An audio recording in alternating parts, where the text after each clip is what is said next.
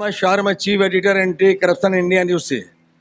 आज उत्तर प्रदेश के उन्नाव जिले में के अंतर्गत आने वाला थाना गंगा घाट शुक्लागंज में मौजूद हूँ और यहाँ के पीड़ित ने शिकायत दी थी हमारे कार्यालय में कि उनका बेटा लापता हो गया है, जिसका अभी तक पता नहीं चला है।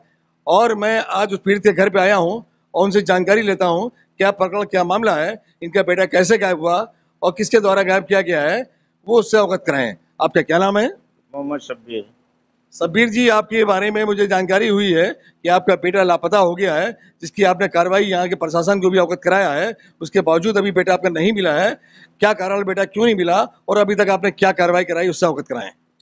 सर, हमने 30/7 को हमारा मोहम्मद आसिम हमारे लड़के का नाम है, महल्ले में गया था जीशान के घर।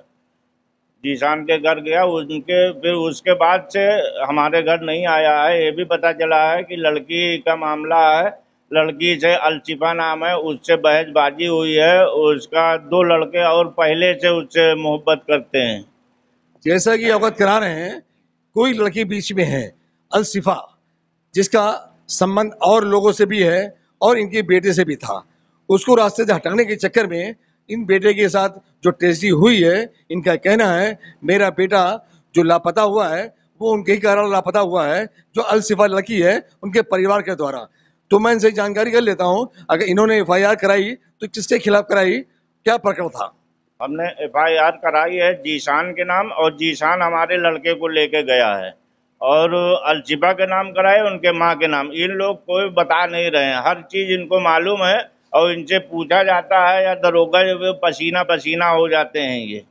और थाने से भी हमने गुमशुदगी दिया, उस पर कोई कार्रवाई नहीं हुई। उसके 12 दिन के बाद 12 तारीख को कोतवाल साहब ने जो है नामजद कराया। कोतवाल साहब ने उसको लिखाया, दरखास्त लिखी गई। उसके बाद आज तक कोई कार्रवाई नहीं हुई है।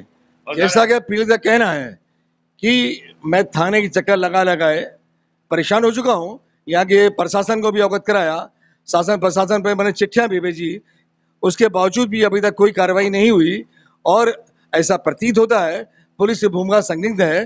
जिस तरह इनका कहना है कि पुलिस जब भी उस विपक्ष के पास जाती है, उनसे जानकारी करती है, तो वो पसीने से पसीना हो जाते हैं, उसके बाद सही जवाब नहीं दे पाते हैं। उसके बावजूद भी पुलिस उन पर एक्शन नहीं ले रही है। अगर वो एक्शन ले तो राज खुल सकता है।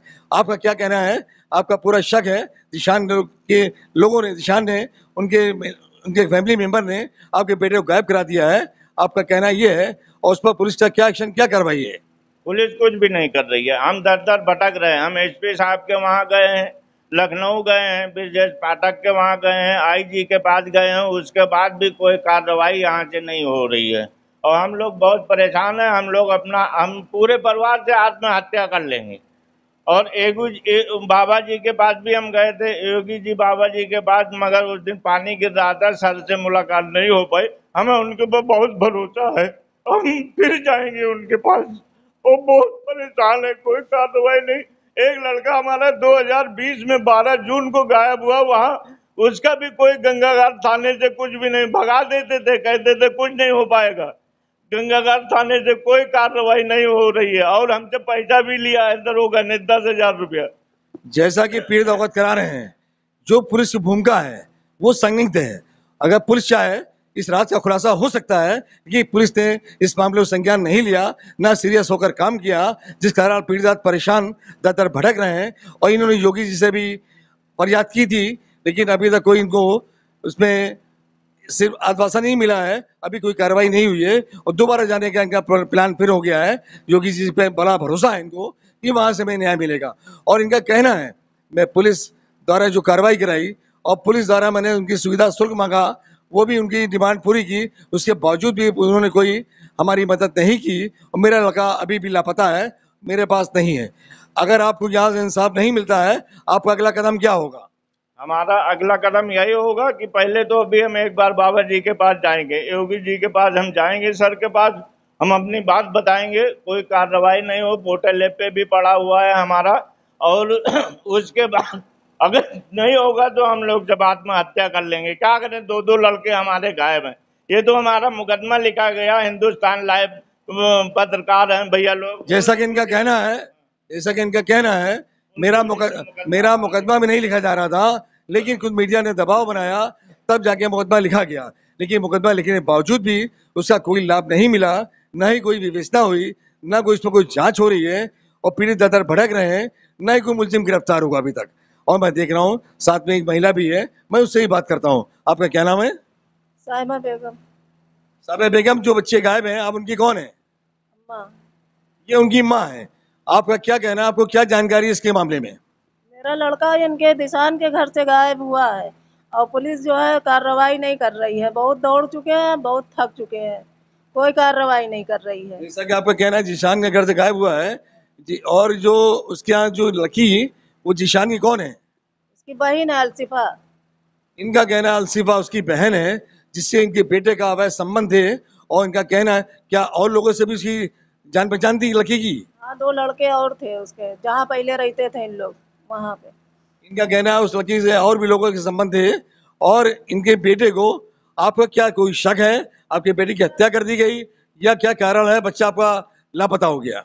शक नहीं है, उन्हीं के घर से गायब हुआ, वो दोबारा वापस नहीं आया। घर गया था, उसके घर गए, लड़की के घर गया था, दिशान के घर, वहां से वापस नहीं आया है। अब उन लोगों ने क्या करा क्या नहीं करा, कहाँ गायब करा, और कबूल नहीं रहे कोई, और न पुलिस वाले कोई कार्रवाई कर रहे हैं।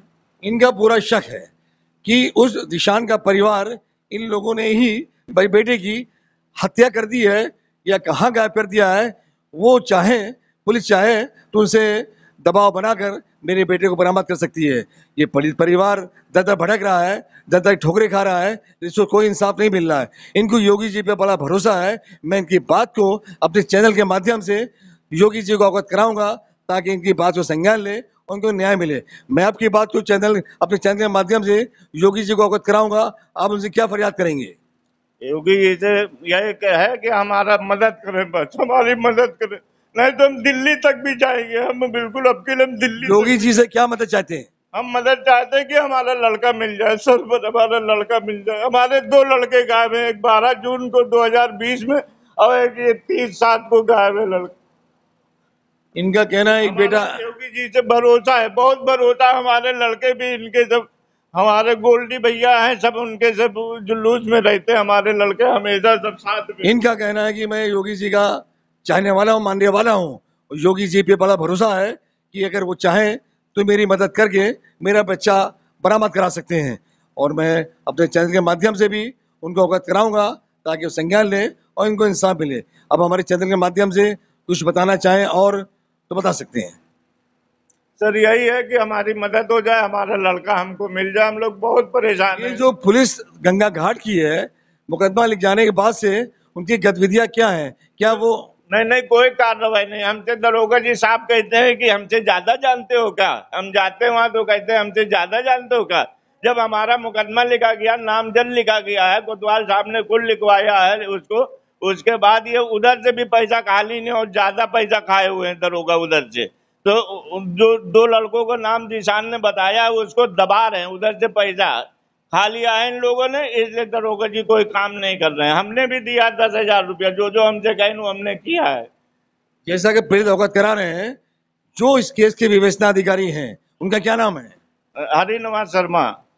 हरिनिवास शर्मा, जिनका आरोप है उन्होंने पीड़ित परिवार से भी 10,000 रुपए लिया सुविधा शुल्क और मदद के नाम पर, लेकिन इनकी कोई मदद नहीं की। और इनका कहना है कि विपक्ष से, जिन पर हमारा आरोप है, उस पद से भी पैसा ले रखा है, मोटी रकम ले रखी है, जिस कारण उन पर कोई एक्शन कार्रवाई नहीं कर रहे हैं, जिस कारण बेखौफ वो घूम रहे हैं और उन पर कोई कार्रवाई नहीं हो रही।